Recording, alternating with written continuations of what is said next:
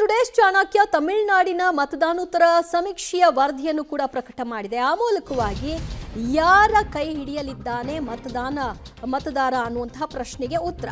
ತಮಿಳುನಾಡಿನಲ್ಲಿ ಮತ್ತೆ ಡಿಎಂಕೆಗೆ ಅಧಿಕಾರ ಸಾಧ್ಯತೆ ಅಂತ ಹೇಳ್ತಾ ಇದೆ ಟುಡೇಸ್ ಚಾಣಕ್ಯ. ಡಿಎಂಕೆಗೆ 125 ಸ್ಥಾನಗಳನ್ನು ಕೊಟ್ಟಿರುವಂತಹ ಟುಡೇಸ್ ಚಾಣಕ್ಯ ಎದುರಾಳಿ ಎಐಎಡಿಎಂಕೆಗೆ 45 ಸ್ಥಾನ ಸಿಗುವಂತಹ ಸಾಧ್ಯತೆ. ಬಿಜೆಪಿ ಕೂಡ ಅವರ ಜೊತೆಗೆ ಹೋಗಿದ್ದಾರೆ. ದಳಪತಿ ವಿಜಯ್ ನೇತೃತ್ವದಲ್ಲಿ ಟಿವಿಕೆಗೆ 63 ಸೀಟ್ ಸಾಧ್ಯತೆಯನ್ನ ಅವರು ನಿರೀಕ್ಷೆ ಮಾಡಲಾಗ್ತಾ ಇದೆ. ಅಂದ್ರೆ ಎಐಎಡಿಎಂಕೆ ಟಿವಿಕೆ ಮುಂದೆ 3ನೇ ಸ್ಥಾನಕ್ಕೆ ಕುಸಿಯುತ್ತೆ ಅನ್ನೋದನ್ನ ತೋರಿಸ್ತಾ ಇದೆ. ಮೊದಲ ಪ್ರಯತ್ನದಲ್ಲೇ ಟಿವಿಕೆ ಬಂಪರ್ ಸಾಧನೆಯನ್ನ ಮಾಡಿರೋದನ್ನ ಇಲ್ಲಿ ಗಮನಿಸಬಹುದು.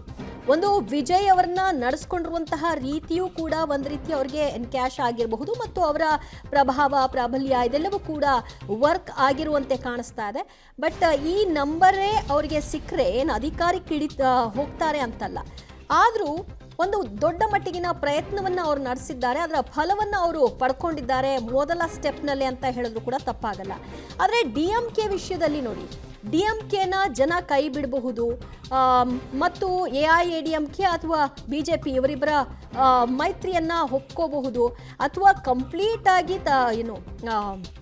ವಿಜಯ್ಗೆ ಶರಣಾಗಬಹುದು ಮತದಾರರು ಅನ್ನುವಂತಹ ಚರ್ಚೆಗಳು ಆರಂಭಿಕ ಹಂತದಲ್ಲಿ ಏನಿತ್ತು.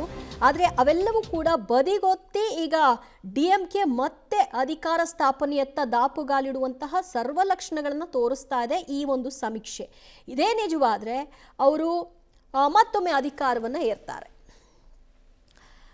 ಮತ್ತಷ್ಟು ಮಾಹಿತಿ ಕೊಡ್ತಾರೆ ನಮ್ಮ ಪ್ರತಿನಿಧಿ ಸುಕೇಶ್, ಡಿಎಂಕೆ ವಿಚಾರದಲ್ಲಿ ಆಡಳಿತ ವಿರೋಧಿ ಅಲೆ ಇದೆ. ಇದು ಈ ಎಐಎಡಿಎಂಕೆ ಅಥವಾ ಟಿವಿಕೆಗೆ ವರ್ಕ್ ಆಗಬಹುದು, ಅವರಿಗೆ ಲಾಭವೂ ಆಗಬಹುದು ಅನ್ನುವಂತಹ ಅಂದಾಜು ಚುನಾವಣೆಗೂ ಮೊದಲಿತ್ತು. ಆದರೆ ಆ ಪರಿಸ್ಥಿತಿ ಇದ್ದ ಹಾಗೆ ಕಾಣಿಸ್ತಾ ಇಲ್ವಲ್ಲ ಈಗ.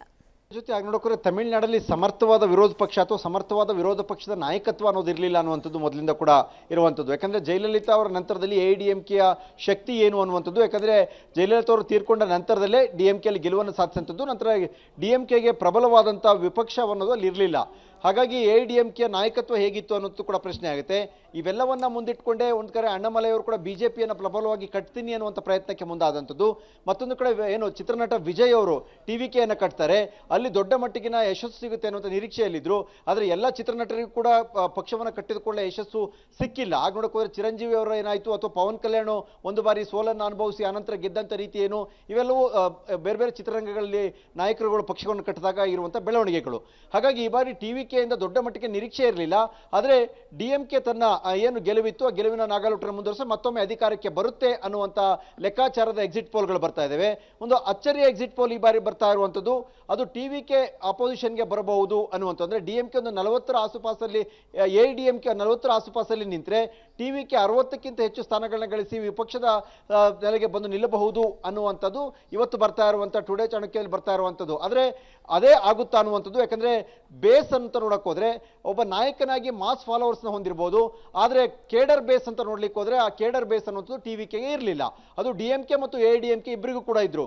ಹಾಗಿದ್ದು ಕೂಡ ಎಐಡಿಎಂಕೆಯನ್ನು ದಾಟಿ ಏನಾದರೂ ಇವರು 60ಕ್ಕೂ ಹೆಚ್ಚು ಸ್ಥಾನಗಳನ್ನ ಗಳಿಸೋಕ್ಕೆ ಸಾಧ್ಯ ಆದರೆ ಅದು ವಿಜಯ್ ಪಾಲ್ಗೆ ಒಂದು ರೀತಿಯ ದೊಡ್ಡ ಮಟ್ಟಿಗಿನ ಯಶಸ್ಸು ಅನ್ನೋದ್ರಲ್ಲಿ ಯಾವುದೇ ಅನುಮಾನ ಇಲ್ಲ.